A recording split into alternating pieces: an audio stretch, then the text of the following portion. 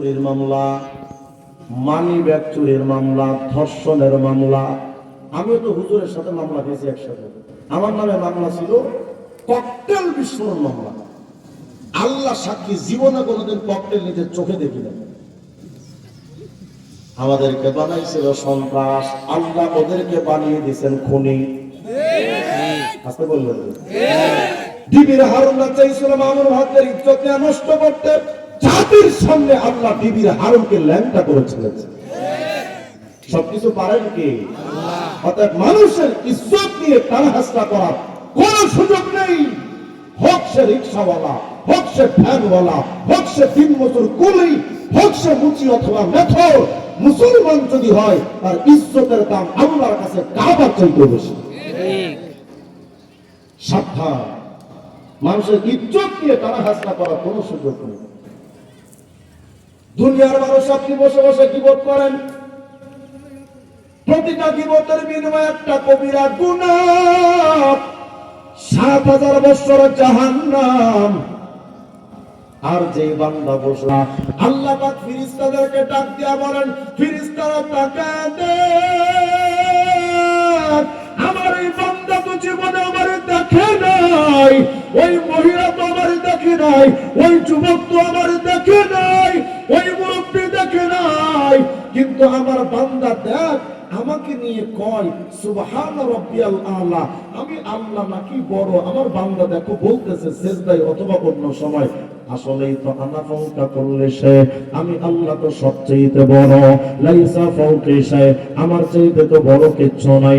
কিন্তু ফেরেশতারা দেখ আমার বান্দা না দেখা আমার ব্যাপারে একবার কইল সুবহান রাব্বিয়াল আলা, আমি আল্লাহ তো আমার বান্দার ব্যাপারে কিছু বলা দরকার। তো ফেরেশতারা ইশহাদু ইয়া মালাইকাতি, এই ফেরেশতারা তোমরা সাক্ষী থাকো, আমি কত গফরতু লি আব্দি, আমি আমার বান্দার জিন্দেগীর গুনাহ মাফ করে দিলাম। সুবহানাল্লাহ। একবার যদি বলেন সুবহান রাব্বিয়াল আলা, আরেকটা পুরস্কার আছে, এটা শুনলে তো খুশি হয়ে যাবে। বলেন আল্লাহু আকবার। বিরক্ত হচ্ছেন না? এখন তো মাহফিলে এই আমলের ওয়াজ চলে না, এখন চলে হুজুর আপনি তাহিরি আঙ্কেলদের মতো একটু ডিজে নাচবেন। লাভ কি আমাকে বলেন ভাই? এই মঞ্চে বসে কৌতুক করা, হাসি তামাশা করা, রং তামাশা করার জন্য এই মঞ্চ তো নয়, এই মঞ্চ তো মানুষকে আমল শেখানোর জন্য। আপনারা এখানে যারা আসছেন কি ঠাট্টা শোনার জন্য আসছেন? কাকে পাওয়ার জন্য আসছেন?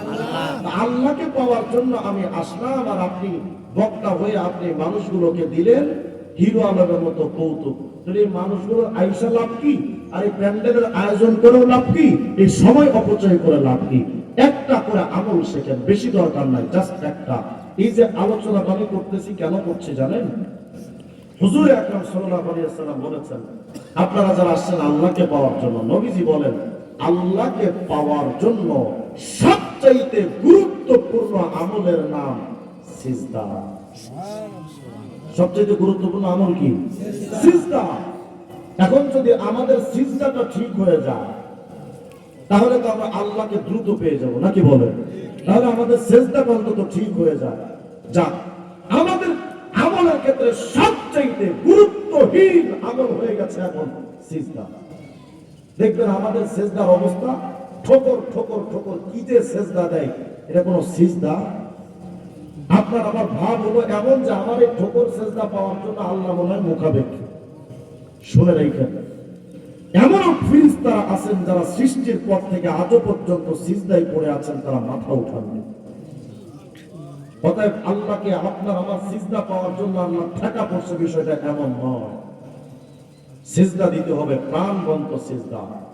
এই সিজদাটা সুন্দর করার জন্যই আমি সুবহান রাব্বিয়াল আলা আলোচনা করতেছি। কেন?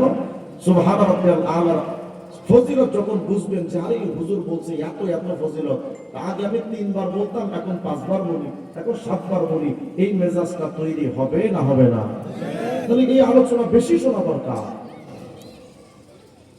একবার যদি আল্লাহর বান্দাই কয় সুবহান রাব্বিয়াল আলা, কত বিরাট ফায়দা।